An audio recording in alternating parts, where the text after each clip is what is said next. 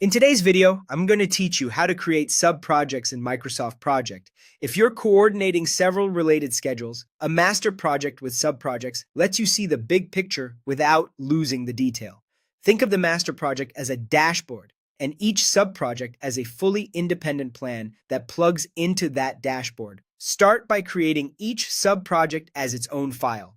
Open Microsoft Project and build each plan separately, then save them as individual .mpp files, like Project A.mpp, Project B, MPP, and Project C, MMPP. Each one should stand on its own with tasks, dates, and dependencies relevant to that workstream. Keeping them separate makes ownership clear and avoids unintentional changes spilling across teams. Next, create the master project. Open Microsoft Project, go to File, choose New, and select Blank Project. Save this file right away with a clear name such as master-subproject.mpp. This file is the container you'll use to view and coordinate the separate schedules together. Now insert your subprojects into the master. With the master project open, switch to the Project tab and select Subproject, then Insert Project. Browse to one of your .mpp files, select it, and click Insert. This places the chosen file inside the master project as a subproject.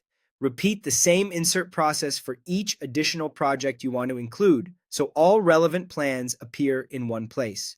When inserting, pay attention to the Link to Project option. Leaving this box checked is recommended because it keeps the master and the subproject synchronized. Edits made in the subproject will appear in the master, and certain updates made in the master can flow back to the subproject. If you clear the checkbox, you're inserting a one-time copy. That creates a static snapshot that will not reflect future changes, which is useful only when you intentionally want a frozen view.